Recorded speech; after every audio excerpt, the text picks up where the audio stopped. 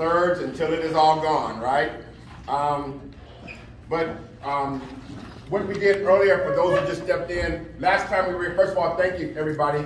It's good to see your faces in the place. Last time we were here, we talked about how can we unify and the ways that we can unify.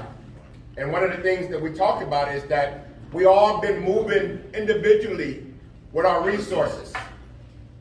And so last time we got a chance to check in, find out what everybody's doing. Found out we have so many different resources in this table. And we find out that there's so many people needing resources. Last time we were here, we found out that resources are right here. And so what we did, United We Stand Up, what we did is we got them all together and make sure that you had a sheet. You should have a sheet of maybe 3 or 4 pages that have the resources that were here last week. We're also going to post them on the website. We're going to try to make sure that once you're okay with your reading, that we want to let people know what's going on with you anytime they're looking for that. These meetings are about how can we as a black community heal and get progress. How can we get our own?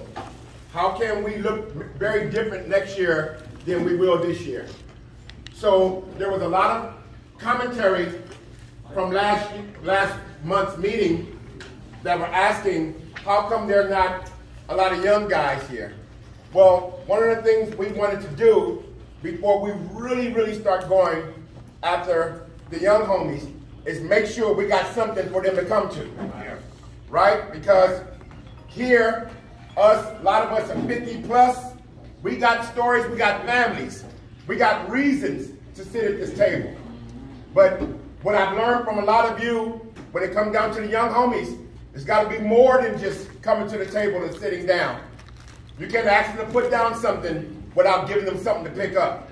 And so one of the things we want to do is we want this table to establish what that is. Not saying don't bring your young homies, please do. But one of the things we want to do is we want to make sure that when they come, they got the resources.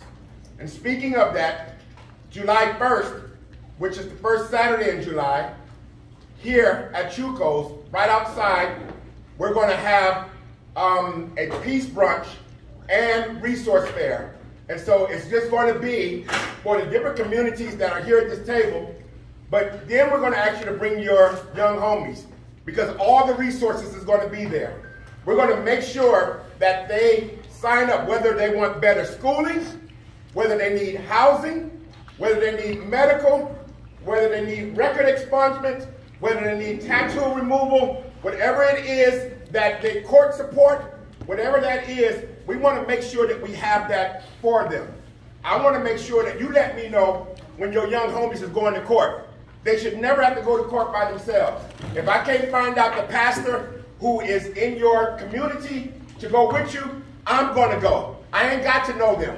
You just let me know that they're there, and I'm going to go, and some of our pastor friends are going to get suited and booted and going to stand behind them and let them know that they have a community. That's the way that we have to start moving in order to show this black progress, right? In order to show this black progress. So I want to let you know, I don't have to know you long. If you're at this table, I know that you're here because you want to see change. And I want to see change. This is my assignment. This is your assignment. My assignment is not necessarily to dictate to you what we're doing. My assignment is to hear what you want to do, and my assignment is to go to the team and try to make that happen. Last time we were here, you spoke, and we made that happen. So one of the things that was talked about last week, oh, first of all, before we even go any further, I just want to say Happy Father's Day to all of you. Yes. Happy Father's Day. And I want to encourage you. I want to encourage you, for anyone who is strained with your children, particularly might be because there's drama with the parents. It might be for any reason. I want to encourage you to think about it and take a second thought. And if I need to help do so, I want to make sure that if we're going to heal the community, let's start with healing your house. Right. Let's start with healing your family. The woman I'm married to now is my second marriage. My first marriage ended in a nasty divorce, and we went through our tussle and hustle when it came down to the kids. But one of the things I wanted to do is make sure that I stayed in their life. You don't have to be in the home to be in their lives. And so I want to make sure that we continue that conversation as well too, because, and not to throw Bible in here, but at the end of the day, when the Egyptians wanted to get rid of the Israelites because they felt like the Israelites were growing too big, they said, let's throw the men, let's throw the male babies into the river. Because if you can destroy the man, you can destroy the family. If you can destroy the family, you destroy the community. And if you can destroy the community, you destroy the nation. And so one of the things that we're making a hard concentration on is making sure that no one is throwing our men into the rivers, that we are helping as much as possible. So I don't care what your story is. I don't care what's going on with you. There's no judgment. I'll be the first one to tell you, I'm tore from the floor. I sin every day, right? I'm trying to work on it, but at the end of the day, it's the grace of God that keeps me. So there's no judgment no matter what's going on in your life and what's happening with you. I want to let you know that Pastor Shep and the pastors and the support of United We Stand Up is here. So I just want to applaud all you fathers. And for any fathers that's having that problem, please let us know. Even if it's a court situation, let us know. Let's try to make sure that we can use as many resources as possible. All right? So again, happy Father's Day to all of you. Last time we were here, we talked about that there were nonprofit organizations here, a lot of them that are just now starting, and a lot of them that have been together for a while and trying to figure out how to build capacity. And last time I told you that Pastor Najuma, who is also Dr. Najuma, who is here today, she is who helped us, United We Stand Up, she is the one who helped us organize our nonprofit, and she also helped us when it came down to finding out what we need for grants. She also did the same thing for my church in 2020.